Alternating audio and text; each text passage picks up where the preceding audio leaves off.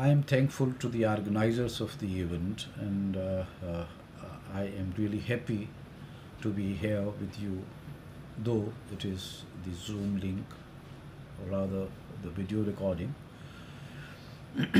Today we'll be talking about the rescue of Mukhi House, a building which was constructed way back in 1921 in the city of Hyderabad, and the building remained in the family hands till 1950s, when due to some unfortunate accident, the elder of the family who met his lost, the house was went into the possession of the irrelevant people, and also ended up in the government possession, which in order to salvage it gave it to a government office.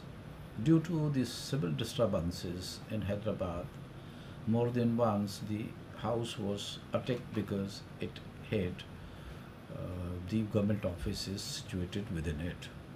The arson attacks actually had their toll on the building. The beautiful building, which was once famous as the Mukhi Palace, was in a very bad shape by the time uh, we came into the picture. It was Professor Dr. Mark Kanaya who brought me the message of Mukhi family.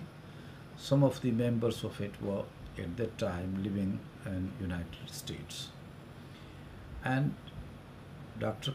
Kanaya, myself, and the Mukhi family went into consultation, and we thought that there has to be some way that we should rescue the house out of its present situation, which was not at all desirable. And once I was back at Pakistan, I went to the government with a project, and that aimed at rescuing the property and conserving it and adopting the property for the use of museum of recent past. And this idea was actually very popular, but there were certain legal aspects and restrictions which had to be cleared. So the Mukhi family was asked to express their legal position in favor of the museum. The Mukhi family was eager to salvage the house for a good purpose, so they sent me the affidavits that they are putting the property into my hands. This was not at all a desirable position, so I sent back the papers asking them to revise it and just put a condition that they will have no objection for use of the property as museum. So the papers came back, and then I got the money. I went to the district government Hyderabad. There were certain reservations that I expressed my whole scheme of things, and then they agreed. But at that time, the house was being utilized as the government girls' school. So we tried to locate the high school within certain proper location.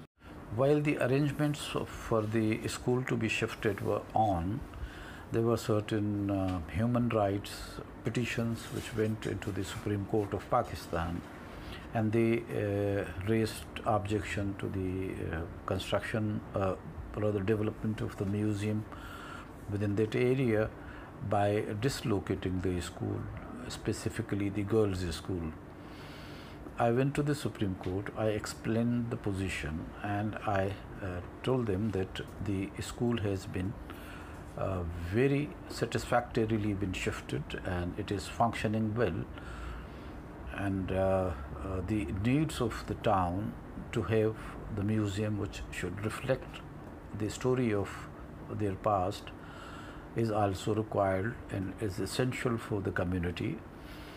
The Supreme Court of Pakistan was very sympathetic to the viewpoint, and they gave the green signal. So we went ahead with the other arrangements. The wear and tear of its usage and lack of maintenance, and also the repetitive damages which was brought to the building while it was housing the government offices. So the arson attacks had taken its toll on the building, and it was requiring great efforts to conserve it to the satisfaction of the standards that we were desiring. So when I looked into the whole scheme of things, I realized that there are more than 7 major areas where the specialized conservation work is needed, and it requires an elaborated time, and extensive work was required to be there. So what we did was that we brought in a scheme for the training of youth into the conservation crafts. It started from the woodwork to the stonework, and went on to the glass work, and also it looked into the ceramics as well, mural painting and whatnot.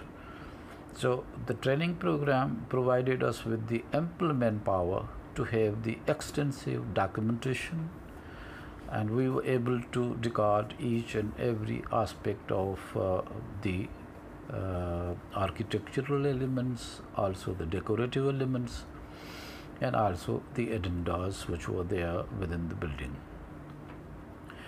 And this documentation gave us opportunity to go ahead with the conservation planning, and we planned it in a manner that bit by bit, and with every step we were very meticulously involving the working hands.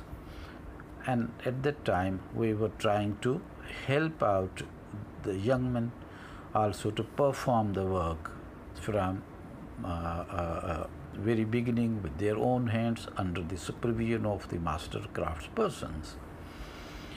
And the conservation work was completed to the satisfaction of everyone. While the work was nearing the completion, we invited the family, the Mukhi family, to come over to Hyderabad. So this reunion brought us the happy moment of joining the Mukhi family, but we utilized this occasion for few other things as well.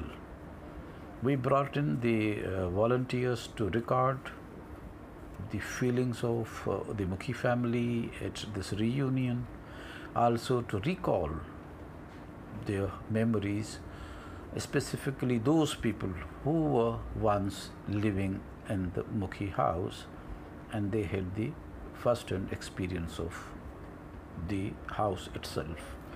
So those memories were also charted out, recorded, and we are now in a position to have proper understanding of how those days were, how the family was faring, and how this family was interacting within the elites of the area, and also their relationship with the rural folks.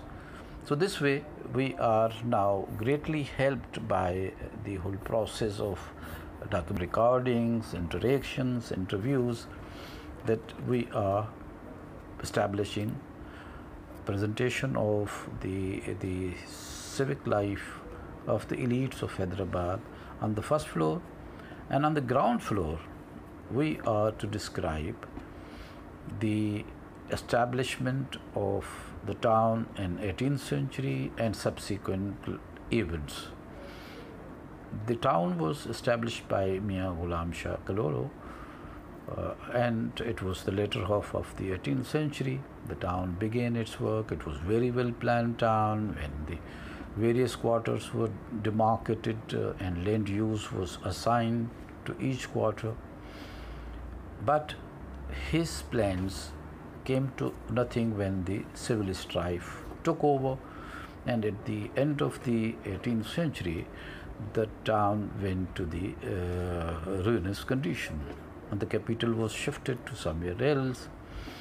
Then the Talpurs came in, and the Talpurs initially had the reservations about Hyderabad, but then they came and they established their capital at Hyderabad. When the Britishers came, they had got Hyderabad a flourishing city, which was contributing greatly towards the trade and commerce within the region, and their extent was up to the Central Asia. So this flourishing town was again developed by the modern way of the planning as the Britishers thought. So the town has a very interesting history, and it is to be fully presented on the ground floor of the house.